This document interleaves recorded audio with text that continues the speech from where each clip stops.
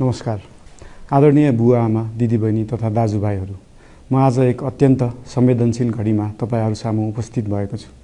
केही दिन अघि सुनसरीको देवानगञ्ज, सिराहा लगायतका स्थानमा भएको दुःखद घटना र त्यसपछि केही जिल्लाहरूमा उत्पन्न अशान्त वातावरणलाई लिएर नेपाल सरकार पूर्ण रूपमा गम्भीर र संवेदनशील छ।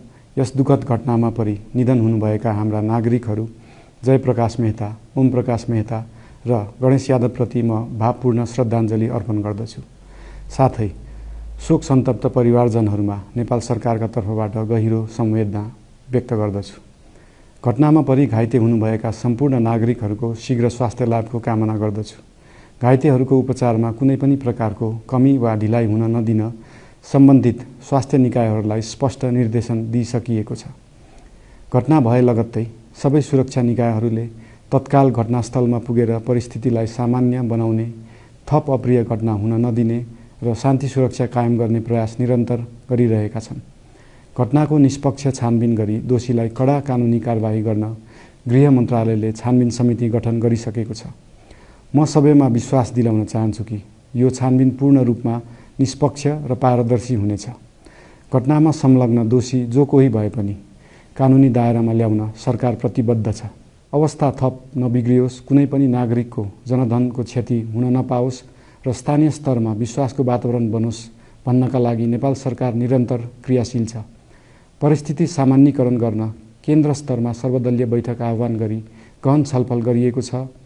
स्थानीय तहसम्मै जनप्रतिनिधि, नागरिक समाज, विभिन्न धार्मिक गुरुहरू, समुदायका अगुवा तथा सामाजिक व्यक्तित्वहरूसँग निरन्तर संवाद भइरहेको छ। स्थानीय स्थितिको प्रत्यक्ष अनुगमन गर्न, पीडित पक्षसँग संवाद गर्न र शान्ति सुरक्षालाई थप सुदृढ बनाउन गृहमन्त्री स्वयं सो स्थानमा पुगिसक्नु भएको छ। साथै देशको समग्र शान्ति सुरक्षाको अवस्थाबारे गम्भीर समीक्षा गर्न राष्ट्रिय सुरक्षा परिषदको बैठक बसी परिस्थिति अनुसारका आवश्यक निर्णयहरू समेत गरिसकिएको छ।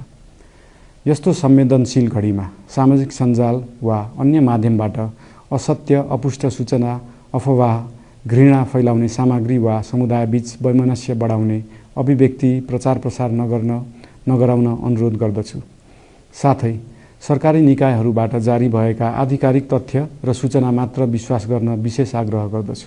प्रत्येक नागरिकको जीवधनको रक्षा गर्नु, सामाजिक सद्भाव जोगाउनु र समाजमा शान्ति कायम राख्नु राज्यको सर्वोच्च र प्राथमिक दायित्व हो।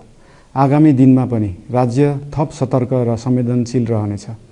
प्रत्येक नागरिकको जीवन सुरक्षाका लागि सरकारका सम्पूर्ण संयन्त्रहरू अहोरात्र खटिनेछन्। शान्ति सुरक्षा भङ्ग गर्ने, अराजकता फैलाउने वा हाम्रो सदियौं पुरानो सामाजिक सद्भाव, सहिष्णुता र भाइचारा खलबलाउने कुनै पनि क्रियाकलापप्रति सरकार पूर्ण रूपमा सचेत छ र यस गतिविधिमाथि कडा कदम चालिनेछन्। नेपालको संविधानले प्रत्येक नागरिकलाई आआफ्नो धर्म, संस्कृति र परम्परा मान्ने मौलिक हक प्रदान गरेको छ। यो संवैधानिक दायित्व निर्वाह गर्न सरकार पूर्ण रूपमा प्रतिबद्ध छ। धर्म समाजलाई आपसमा जोड्ने र प्रेम बाँड्ने शक्ति हो। संसारको कुनै पनि धर्म वा संस्कृतिले हिंसा, घृणा र विभाजन सिकाउँदैन। सबै धर्मको मूल सार करुणा, दया, प्रेम र शान्ति नै हो। देशको कुनै एक स्थानमा भएको अनपेक्षित र दुःखद घटनालाई लिएर कुनै सिङ्गो समुदायलाई आरोपित गर्नु र देशका अन्य भूभागमा समेत त्यसको प्रतिशोधको आगो फैलाउनु कुनै पनि दृष्टिकोणबाट न्यायोचित वा न्यायसङ्गत हुन सक्दैन। आदरणीय बुवा आमा, दिदीबहिनी तथा दाजुभाइहरू, हाम्रो इतिहास साक्षी छ कठिनभन्दा कठिन र अप्ठ्यारो परिस्थितिमा पनि आपसी एकता, सहिष्णुता र विवेक नै हाम्रो सबैभन्दा ठूलो शक्ति बनेका छन्। हामी सबैले जिम्मेवार नागरिकको भूमिका निर्वाह गर्दै यो सुन्दर र शान्त नेपाली आकाशमा मडारिएको अशान्तिको बादल हटाउनु पर्नेछ। हम आम नागरिक, नागरिक समाज, धार्मिक समुदाय, सब आदरणीय अगुवा, सब राजनीतिक दल आ जिम्मेवार संचार के माध्यम सबके धैर्यता आ संयमता अपना के शांति, सद्भाव, भाईचारा आ राष्ट्रीय एकता कायम राख के लेल सरकार के तरफ से हार्दिक अपील कर रहल छी। धन्यवाद।